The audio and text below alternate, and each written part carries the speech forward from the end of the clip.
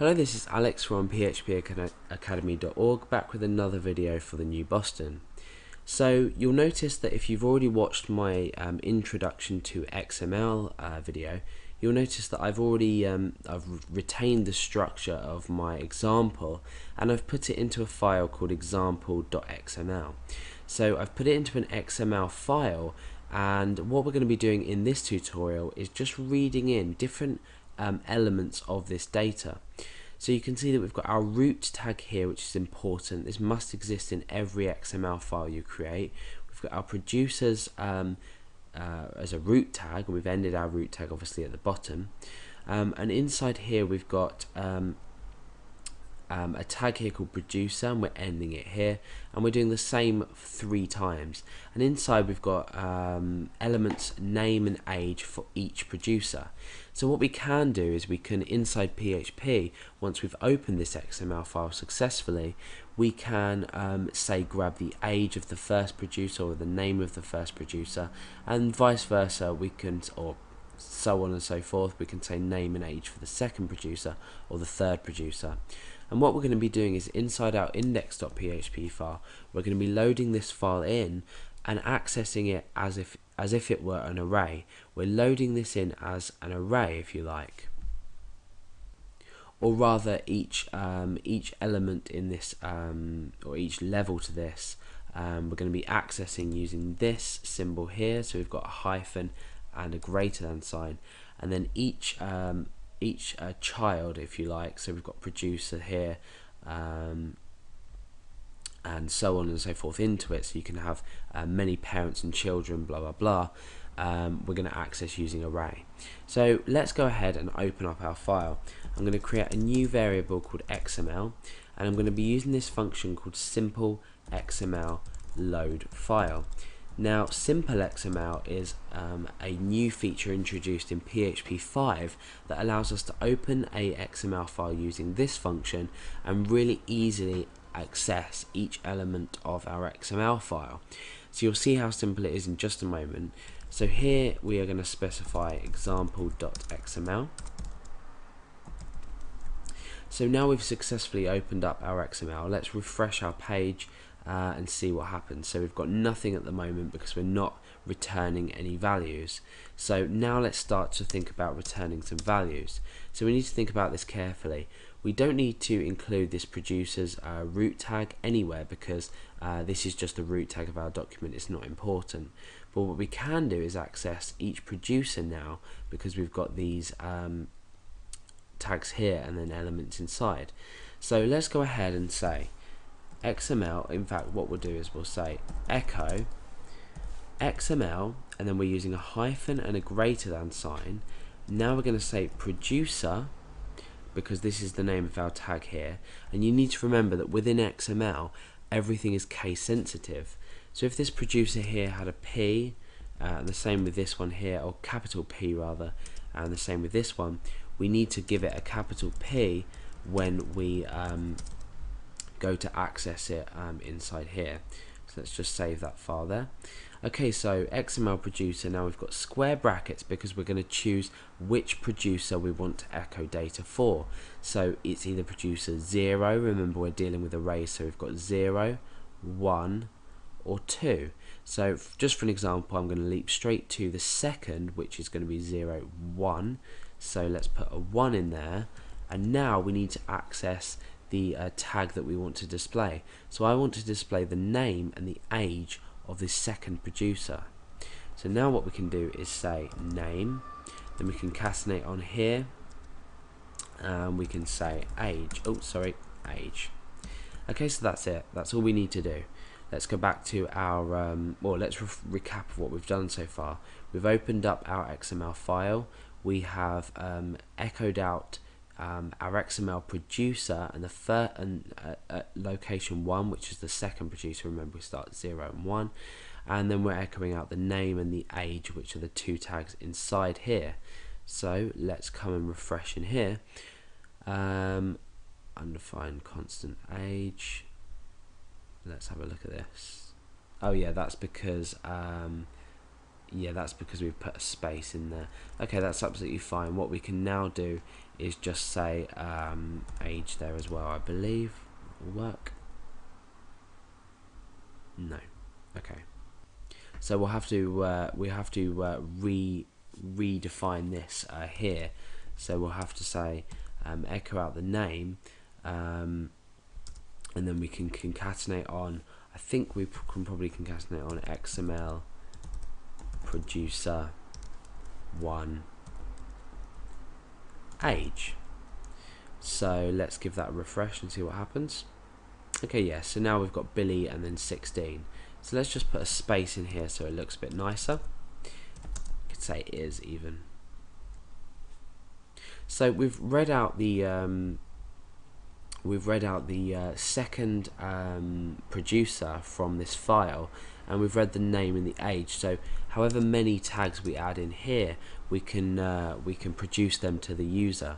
So now you hopefully are starting to see why this can be useful. We're transferring over data in a structured format that can be read in using a program like code through PHP. It can also be done with other sort of web development languages, and it can also be done with software. So it's a really useful tool. Okay, so now what we want to look at is how we can loop, so we can produce the names of all the producers. So let's get rid of this code. What we want to say is we want to say for each, so we're using our for each statement here, and inside here we can say for each XML producer as, and we can just give this a variable name, so I'm going to call this just producer. So for each XML producer, so we're using XML to open the file, so for each one of these producers which we've named as producer, we can grab this data, the specific data that we need. So what I'm going to do is I'm going to say echo producer. Remember, we're just referencing it from this producer here.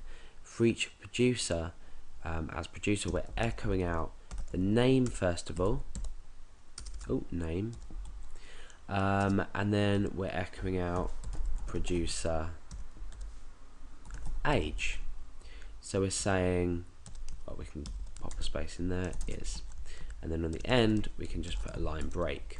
So for each of these producers in here, producer 1, 2 and 3 at location 0, 1 and 2, we are echoing out the producer name, and then we're saying is, and then producer age using this variable here in our for each. So if you don't know how for each loop, there is a tutorial on it. Go back and have a look at that, and that will make sense. But for now, if we refresh, you can see that it's produced all 3. So now you can really start to see how useful this can be with things like YouTube videos. In the example that I used in the introduction to XML, I showed some YouTube XML output. Now what if you wanted to display, say, all tweets from a selected user on Twitter, or you wanted to show all videos from a selected user on YouTube? You can use exactly this to do that, because you're loading in this XML file and you are showing the output. Using this kind of loop to take each producer in this case as a single variable and accessing each element or each tag of this, whatever you want to call them, in sort of like a couple of lines rather than echoing that in individually. So you might want to say add in now. I mean, we've defined our structure, we've defined how this is structured, so we know how it's structured, but let's add another producer in. We've added another producer in now, so when we're reading back this data, we're then just updating the data without knowing how many elements exist within this structure. So the whole point of this simple XML tutorial is showing you that no matter what structure we have within, well, as long as we know the structure, no matter how many different pieces of data are in there, we can grab every single piece of data and do whatever we want with it. Echo it out, store it into a database, store it into a file, put it into another XML file, or like I said before, just simply echo it out to the user and display data like this. Hi, this is Alex from phpacademy.org, and this is a PHP video tutorial for the new Boston. Now, in this tutorial, I'm going to be slightly advancing on the last part of looking at simple XML, and this time we're going to deal with what happens if we have child elements inside of our XML document. So at the moment, our XML document looks like this. We have currently 4 producers. However, what happens if we want to add some further information about these producers? And I don't mean further information about credentials like their name or their age. And let's just delete these 2 so we can keep an eye on what's going on here. So inside each producer, I want to specify a show that they've both produced. So for example, here I'm going to say show, and I'm going to end show. Now I'm going to provide some details about this show. So show name, a show, and let's say show date,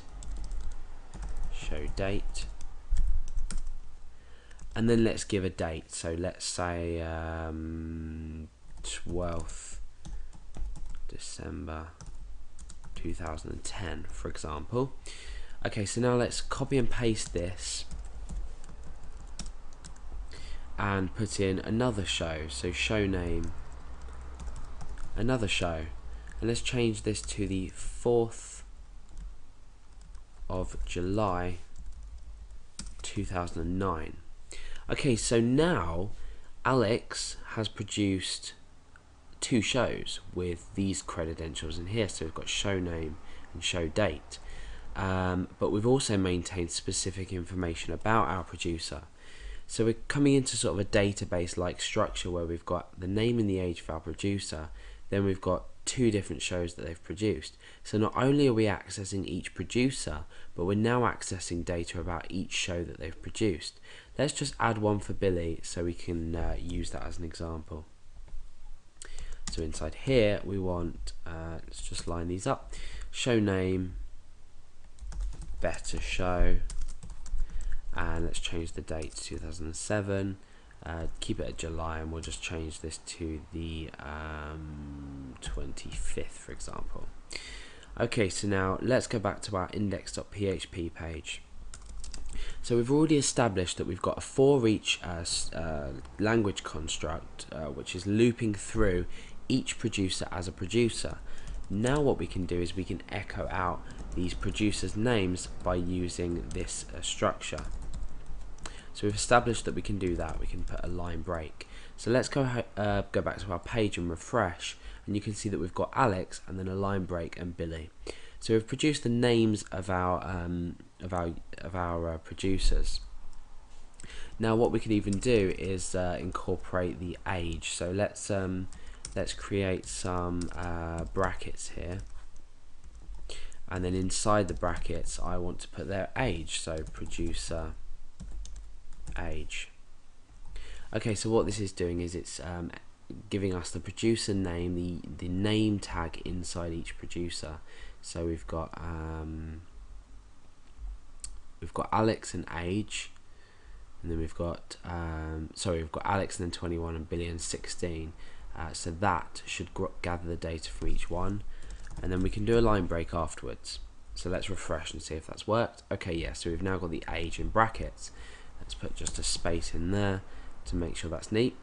So now underneath, what happens if I want to list each show? Now you might think that we could just say echo producer.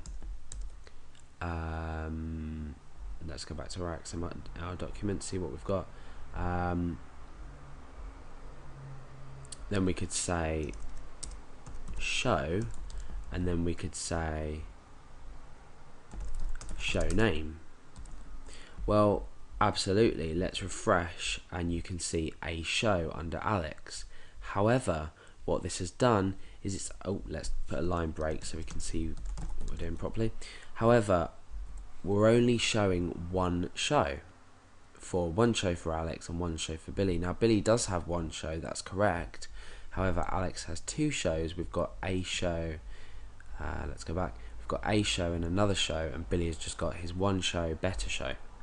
So what do we do in this case? Well, all we need to do is we need to create another for each statement inside here, but this time what we do is we say for each producer, and then we say for each producer show, no, what's it called? Yep, for each producer show as show. Now what we can do is we've taken each producer's show and we're now able to access elements inside this, or our tags inside of this. So now let's echo out show. Remember, we're using the variable that we created here, and then we can say show name, for example, and then we can say put a space or say on, and then we can say show date. So we're accessing this specific information that's relative in our loop to each producer. So let's refresh and see what data we get back. We'll just create a line break there first of all. Let's refresh. Now what you can see that's happened is because we've looped again for each show, we've now accessed another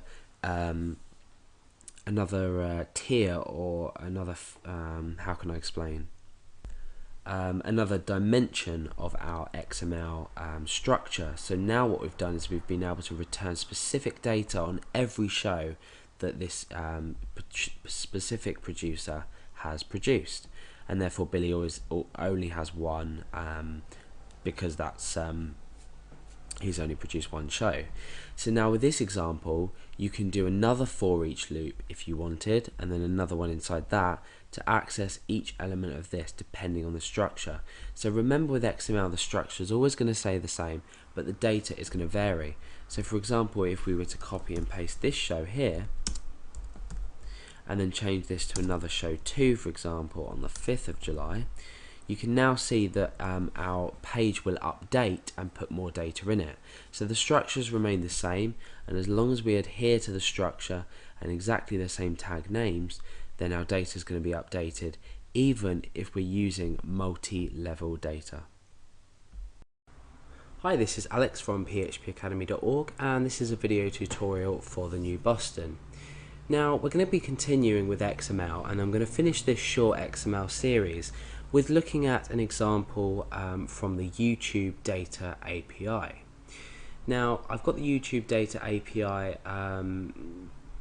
page, if you like, up. It's in the tools section of Google Code, so the URL is here if you want to have a look at this as well. So okay, let's come down and we can have a look here. We've got several options, and what these different options are going to do is generate XML documents for us, so we can grab data specifically from where we want.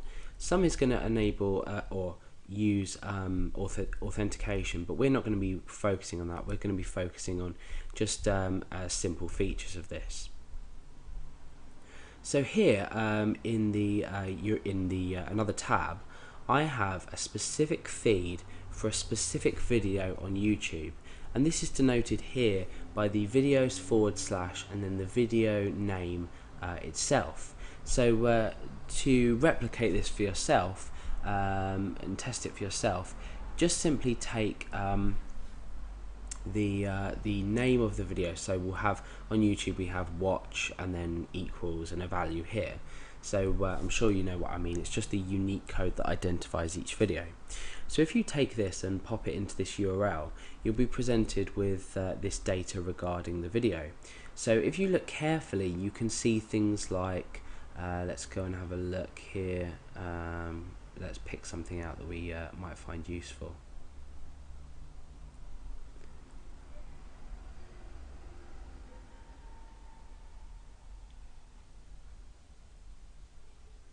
Okay, so here up here we've got the title. So you can see here we've got the title tag starting here. We've got some attributes onto this, but we don't need to worry about that for now. But for now we've got title here, and ends title here. So the title here you can see is contained within these tags. You've also got the content here, which is create your own guestbook using PHP in a MySQL database. That's essentially a description, or the content that's relative to the description inside of this. So we can take the description from it as well. And there's various other aspects we can take from this, but in this tutorial we're just going to be focusing on getting the title and the description and displaying them on our page. So let's go ahead and open up context.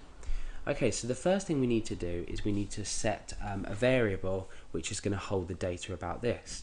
So I'm going to say video is equal to, and remember we'll be using this simple XML underscore load underscore file function, and in here we can simply we don't need to use a local file, we can use external files as well. So if we come into here and copy and paste this here, this generated XML file, and come back into our text editor and paste that in there, what this will do is it will create our object from this function reading this URL. So we don't have to load in a file specifically. It doesn't specifically have to be in the directory or in another directory on our web server, but we can specify URLs as well. So now what we want to do is we want to come down here and establish what we want to say. So I'm going to echo out title, and I'm going to break, and then underneath here I'm going to echo out the title of this. In fact, let's append it onto the end of here to save space, and we'll create it all on one line. So what we essentially want to do is say video, and then we want to say hyphen and then greater than. So we're taking a specific tag from this XML file. So the tag is called title. So as you know, what we do is we say title like that. So we're saying video title. Now if for example this was a list of videos, so this data here may be a list of say most popular videos, what we could actually do is we could loop this in a for loop.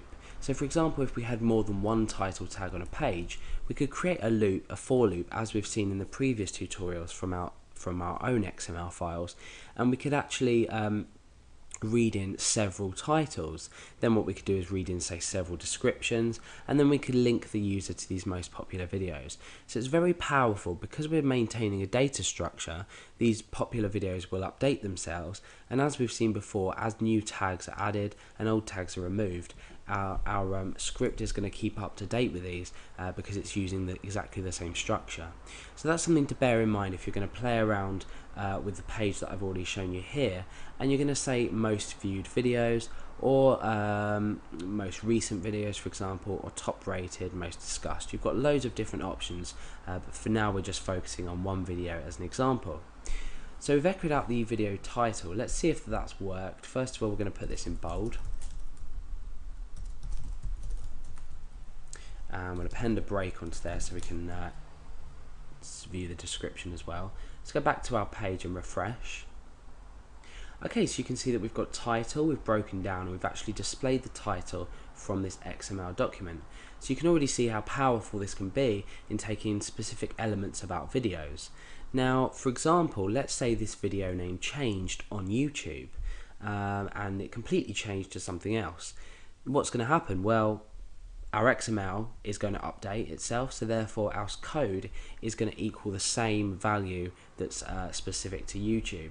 So as well as being able to easily access these tags, we're also keeping up to date with everything with the tags themselves when things might change on YouTube.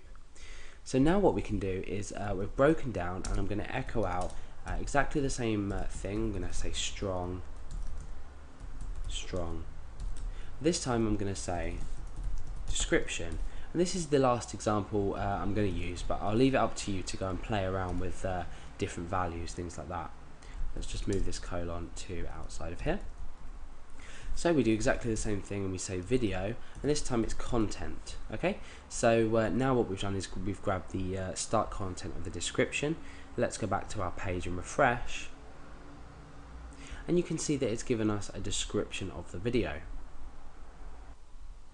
And as I explained before, there's various other tags you can take from this specific file itself. So we've got things down here like the duration.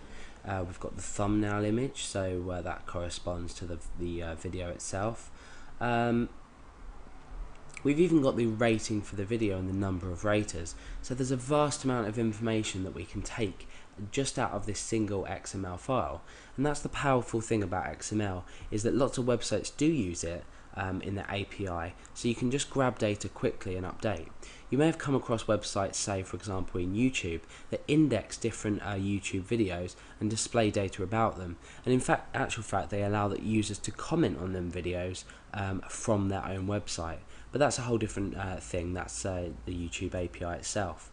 So you'll find that Twitter and other social networking websites or other websites may produce their own XML feeds. More specifically, we have news feeds from websites as well in XML format.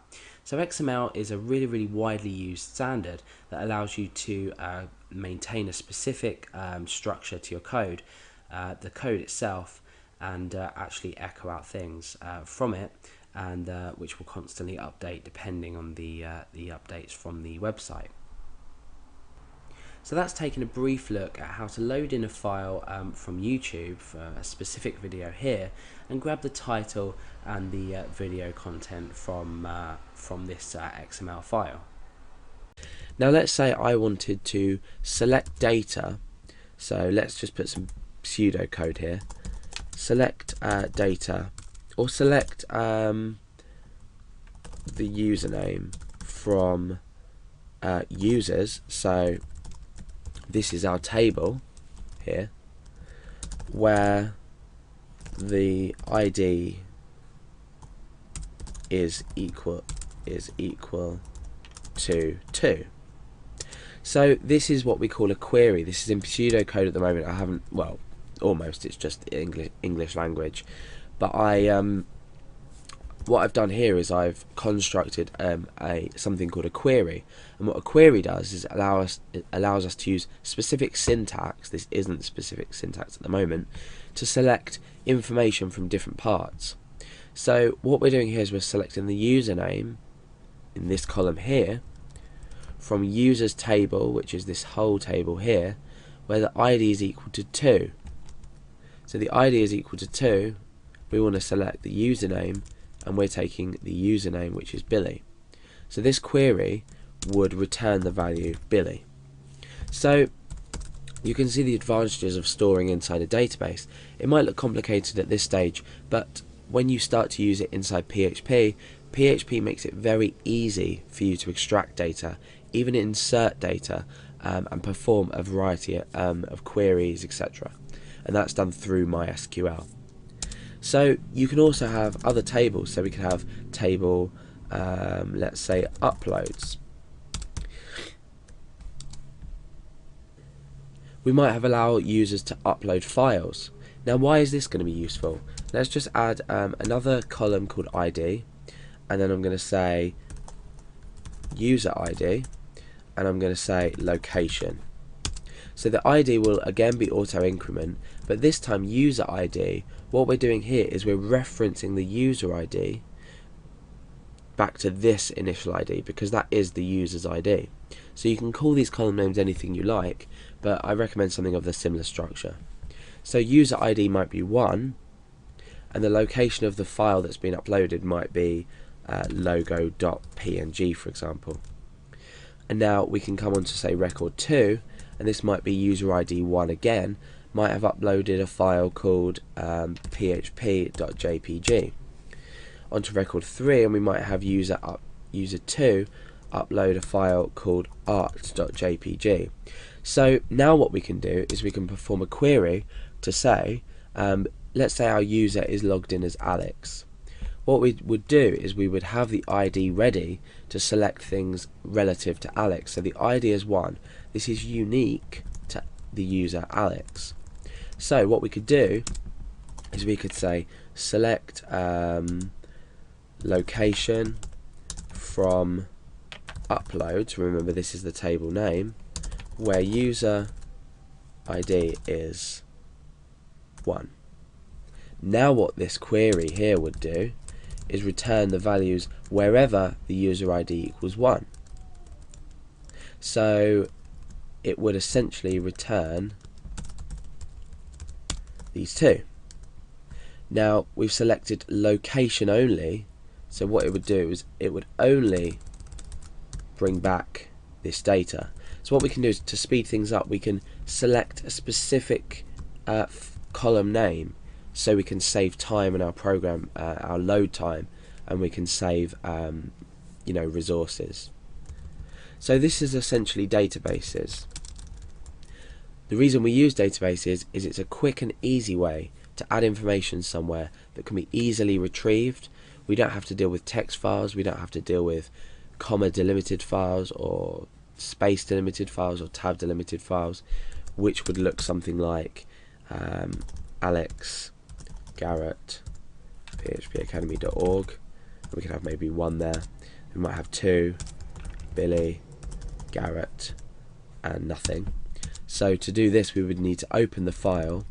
We would need to use an explode function to get rid of these commas and put this into an array. Then what we would do is we would have to select a specific part of the array, so either 0, 1, 2 or 3. But by putting it into a database, you're creating almost something that you can visually look at, you can visualize as a whole and extract specific data and insert specific data. You can also update data really easily as well with just a single query. So that's an introduction to databases. Like I said, we're going to be using the database MySQL, which is sometimes pronounced MySQL, and SQL stands for Structured Query Language. Now I've been talking about queries, and this is exactly that. We have a structured query in which to retrieve, update, delete, create anything inside of our table. So this is just the name of the database we're going to be using. Hello, this is Alex from PHP Academy with another video for the New Boston. Now, we've already looked at databases and why we should use a database, but now we need to find an easy way to manage our database before we start to connect to our database and start to sort of add and retrieve data. Now what you can see at the moment is something called phpMyAdmin, and it's a freely available piece of software, if you like. It does come with an XAMPP install, so if we go over to localhost, you can see we're presented with the XAMPP sort of control panel, if you like. So down here we've got tools, and you can see phpMyAdmin. So if you just click on that, if you don't have XAMPP, if you're running something else, then you can download it. So just Google for phpMyAdmin, copy it over, and you just put your database settings in there. So your server, which will be localhost, and then everything will be managed for you. So the first thing we need to think about is the server we're connecting to. So the server name that we're connecting to, let's just write it in here, we'll get rid of the PHP tags. The server at the moment is localhost, and this is the case for most MySQL host names. For example, if I had paid hosting and I was uploading to a shared hosting account, for example, usually I could specify localhost and it would connect straight to that. However, if I was connecting to another database on another server, I'd obviously have to specify the server name itself. Okay, so now let's look at this tab here called privileges, and we'll be given a list here of users. So at the moment you can see we've got root twice with a host 127.0.0.1 and localhost, and password no. Now because I'm running on my computer and I'm not currently connected to the internet, then there's no need for me to set a password. Obviously it would be better if I did set a password, however for now I've not set a password. So in the examples that you see me using, I'm not going to be using a password. My password is just going to be specified as blank. So we've now established that the username here is root, which can be seen here. And you can also add a new user. So if you wanted to add something that was a bit more friendly, so you could say Alex, for example, and then you can specify the host, but that's best to use localhost, and then you can specify a password. Okay, you can even generate a secure password. So we've done that, and now obviously I've already spoken about the password, which is blank, so I'm just going to put null here. So we've established the server, the username and the password, and this is all we need to use to connect to our database. Now we're not going to be looking at that now, but that's just how you're going to find that information out. Now let's look at, let's go back to the home page here. Now let's look at these on the side here. Now what you can see here are databases that I've created sort of over the years or months, if you like, just things that I've worked on in general. So you can see that we've got a database name, so we've got cart, for example, here. We've got quotes, for example, here, videos, for example, here. These are databases. These are our database names. And to create a new database, we use this field here. So I can create a new database called, let's just say a database. So I've chosen to create a new database called a database. We put an underscore in there, and I'm going to click create. Now you'll see it appear here. We've opened the database now. If we go back to our home page, you can see that it exists up here, and you'll notice something different about this and all the other databases listed, that it doesn't have a bracket with a number in. Now this bracket with a number in is how many tables exist on your database. So if we, for example, click on videos, okay, you can see that we've got one table inside here, therefore we've got a 1 in brackets. The same with all the others. So if we click on a database, at the moment we've got absolutely no tables inside of it. We're getting a message here saying no tables found in database. Now it's fair enough having a database on its own, but we need to have tables to store data. We can't directly store data inside of a database, it has to contain tables. And in the last example I showed you, we had a users table and then we had an uploads table. So I'm going to go ahead and I'm going to create a table called users. Now number of field is the number of columns that we have listed. So let's go back here.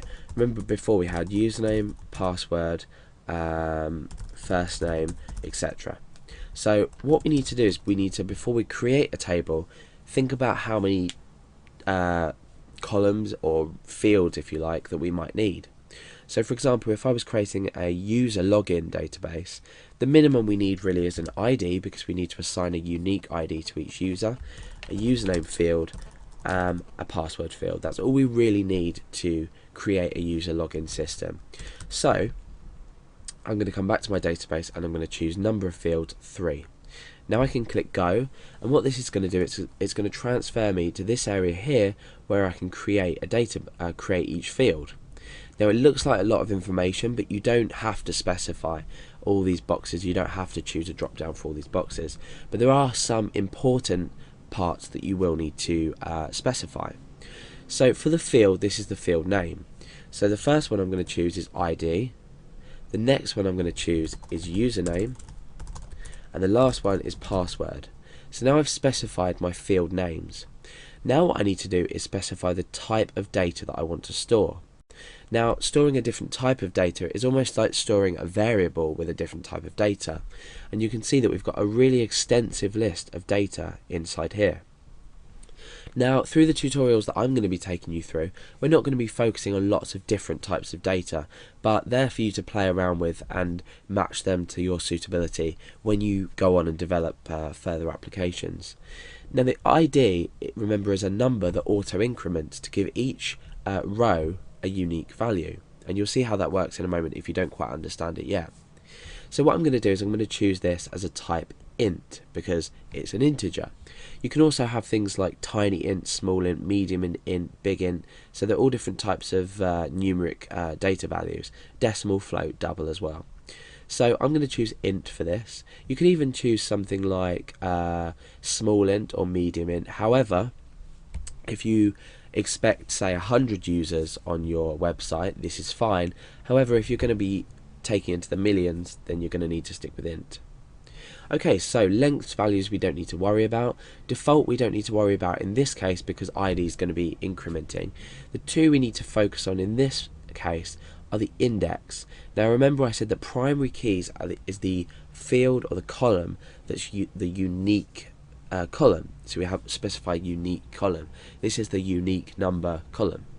And now we can tick auto increment, and this allows us to, every time we create a record, we are incrementing this value.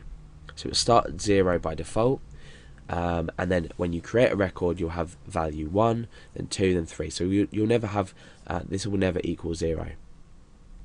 So let's come along to username and password. Now obviously we don't want to store a username or a password as just int, but what we do want is varchar.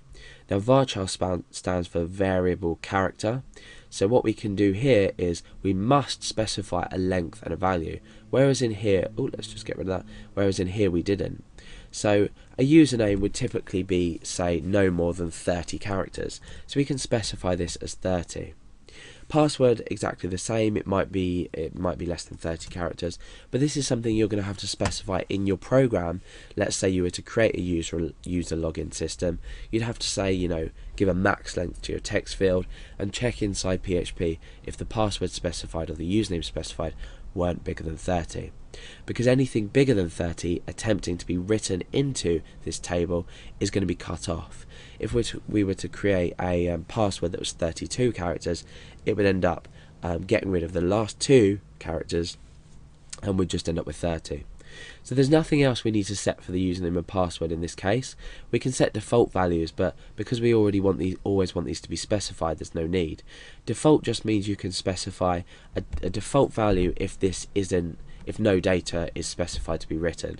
So for example, we could create a field on the end here called stay logged in, and this might be equal to 1 or 0 depending on whether the user wants to be logged in, but by default it might be 0, if that makes sense. So now what we do is we come down and we click save. Now what you can see is that we've created now a table here called users, and we've got a number 1 in here to show that we've got one table. So let's click back on this table so we can have a look inside. Now you see we've got the information outlined here for us in a table. You can see the ID is underlined, which means it's a primary key, and we've got our type here. So you can see int is a length of 11, so a length of 11 digits of integer data. This might be considered a bit too much, but like I said, if you were going to go into, say, millions of users, this is what you'd specify. Otherwise you could go for something smaller. You've got varchar 30, and we didn't change the password. I've just noticed we've kept this as an int. So this is a good time to show how we're going to edit some of our values. You can check each value that you want to edit and perform an operation underneath here.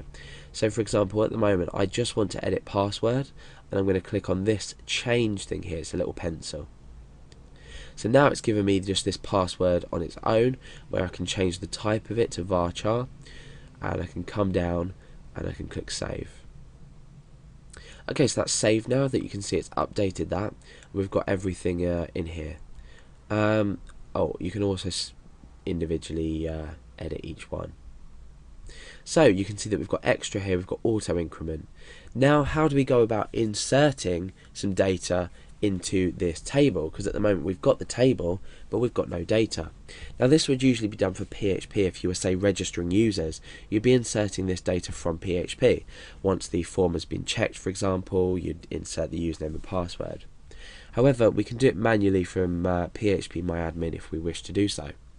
So I'm going to click on insert, and I'm going to scroll along a bit, and ID we can leave blank, because remember this is an auto incremented field. We can specify it being left blank and it will automatically update for us. We've got username and password, so let's enter a username and let's enter a password.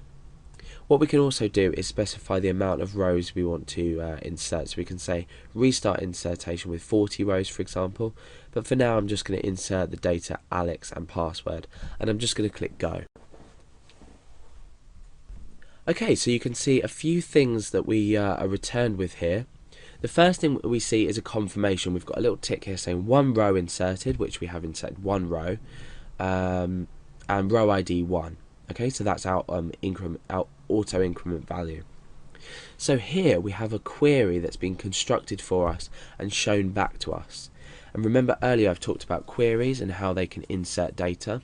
Here we've got insert into a database, so we're inserting into this database dot users, so we're accessing this database and this table, ID, username and password, and then with the values null for ID, we're not specifying anything because it's automatically going to increment for us, Alex and password. So null corresponds to ID, Alex corresponds to username, and password corresponds to password, which is the password I gave. This could be obviously anything. So now what we can do is we can click on this Browse tab and we can go back and have a look at our data. So this is a representation of our data inside the database. So let's insert another row. Let's call this time Billy and pass 123. I'm going to click Go. So now we've inserted another row with ID 2 now. Remember, that's auto incrementing, and we're performing more or less the same query but just with different values. Let's go back to Browse. Okay, you can see the data here. Now Browse won't be available if there isn't any data inside your table. However, structure is what we were looking at before. Remember, we can always go back to this and change things around if we want to. For example, now if we change password to a numeric data, our passwords here would now be invalid, so they'd be gotten rid of. Okay, so we've got an ID of 1 and 2. You can see these auto incremented, and we've got username and password.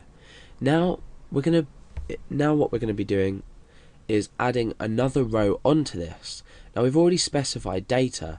You can imagine this may be, say, hundreds and hundreds of rows of data. However, now what we want to do is we want to add on let's say a first name and a surname. So how do we go about doing this? Well, we come over to the Structure tab, and this can be done even though we've already got data stored inside our database. What we can do here is we've got add a certain amount of fields at the end of the table, at the beginning of the table, or after a specified field in our table. So what I want to do is I want to say at the end of the table I want to add 2 fields, and I'm going to click Go. Now we've got 2 fields up that we can specify everything in here. So I'm going to say first name and I'm going to say surname. And these types are obviously going to be varchar. And considering some people's surnames might be really long, I'm going to go for, let's say 40 characters. Say 40 and 40 just to be safe. So now I can come down. I don't need to specify any other data inside here. And I'm going to click on Save. Okay, so you can see our query here has been read back to us. We've got alter table users, add first name varchar not null, so it has to contain some data. Add surname varchar 40 not null. So this is our query to alter our table and add 2 field names at the end of the table.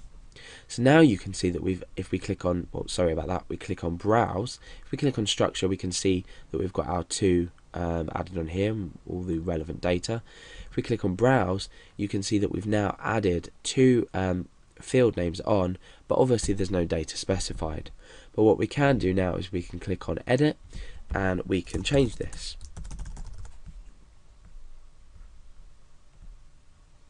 So we can then go ahead and change Billy as well and click Go. So we can see that we've been given back again another query. So every time we perform a query in phpMyAdmin, it usefully gives us the query back. So if you're struggling to understand the concept of queries and how to structure them and what they do and how they work later on, then a really good thing to do is just play around inside here, insert things, delete things, change things, and just take note of the query. So in this case what we've done is we've updated a particular row. In this case we've updated the Billy Garrett row, so we've updated the one with the ID of 2. So our query reads update users table inside a database, and we're setting first name equals Billy and surname equals Garrett, where users.id equals 2. So with the ID of this equals 2, set first name to Billy and surname to Garrett. Okay, and limit 1 just means we're obviously not doing this for anything else. It's just sort of something that you don't need to add on, but you know, might be beneficial. So let's return to our data. So you can see that it's all updated now. You can perform a variety of operations inside phpMyAdmin. It's an extremely powerful tool. So maybe before you start using queries and things inside PHP, have a play around here and just understand how MySQL and its structure and its data types and how to do things work. And then go on to the PHP side of things. But for now, that's just a quick introduction to phpMyAdmin, how to use it in the ways that we're going to be talking about with the tutorials. There's obviously a lot more functionality behind it, but that's just a brief introduction and how to perform simple operations. Hi, this is Alex from phpacademy.org, and this is a PHP video tutorial for the new Boston. Now, in this tutorial, I'm going to be demonstrating to you how we're going to connect to a MySQL database. In some of my previous tutorials, we've gone through creating our database, which we've named A_database. We've also looked at privileges within inside. So I've explained that we've got our usernames here and everything. If we just go back to home in general, we click privileges, we can add a new user. But for now, I'm using root on localhost with no password. So I'm going to show you how we can connect to our database first of all, and then select this database that we've named A_database. So this is our page that we're going to preview everything on.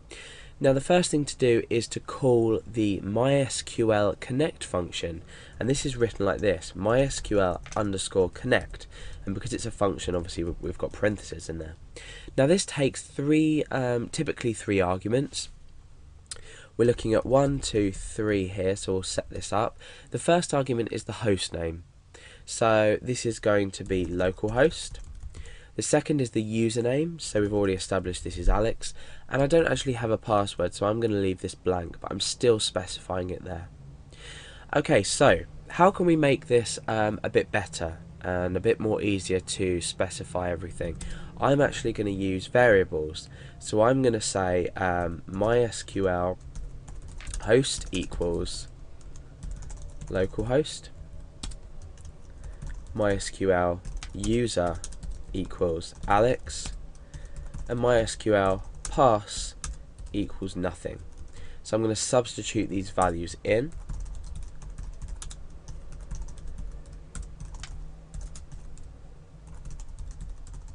So it's taking the values that I've specified up there and then just popping them into this function. Okay, so let's run this script to see what happens. Okay, so right. Okay, sorry, yeah, the username is not Alex, it is root. Let's just pop back to our phpMyAdmin and have a look at that. You can see that we've got the username of root there. So I suppose this is a good example now to look at what error we've returned. So we've got warning MySQL connect, access denied for user Alex, obviously because there's no user called Alex, using password no.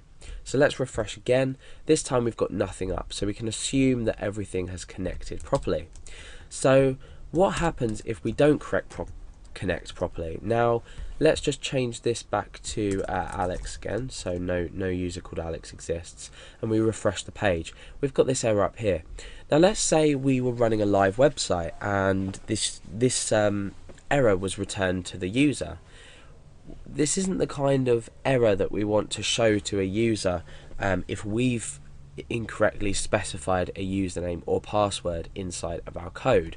So what I'm going to do is at the end of this I'm going to use a logical operator OR, and remember this can be written like that with two horizontal lines, but I'm going to say OR, and after that I'm going to say die. So this either connects and doesn't return an error, or if it does return an error, we die and we can print our own error message out to the user. So could not connect to database. So or could not connect in general. Now we're going to be introducing other functions, and the other function to connect to the database itself. So we've connected to the server like this. then we want to select a database. So I'm going to take this out here and put a general error, and I'm going to call that con underscore error, and above here I'm going to write con error equals could not connect, just in general. So, or die con error. Now let's have a look at the preview of that. So remember, we've got the username here as Alex, and that's wrong. So if we refresh, we get this could not connect. Now you can also see that we've got this warning come up here as well. So we can either resolve this in two ways. We can use error reporting, or we can simply pop an @ symbol before that.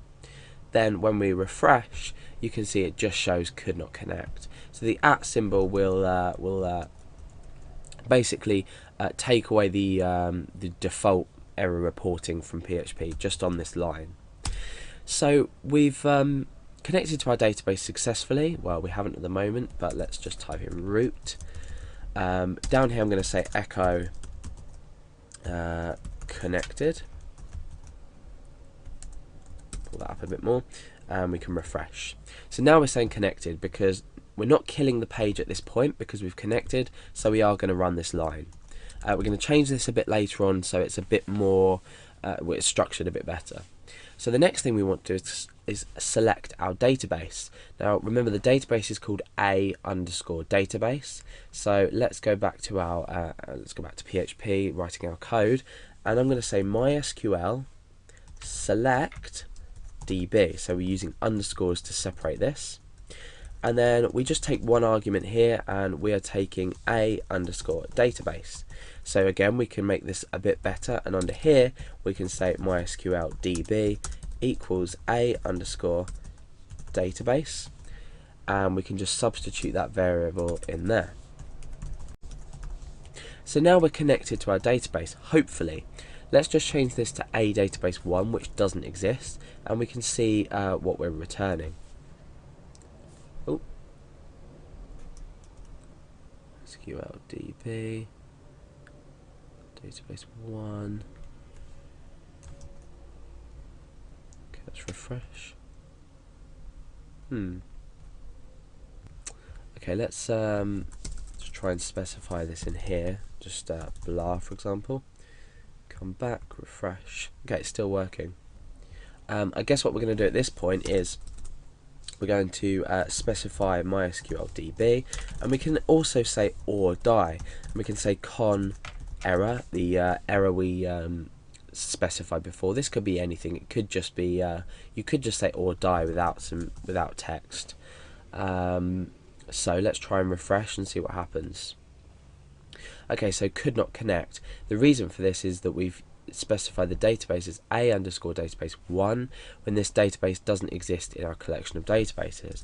So let's delete the 1 and see what happens. You can see that now we're connected. Okay, so this is a pretty bad way to go about things.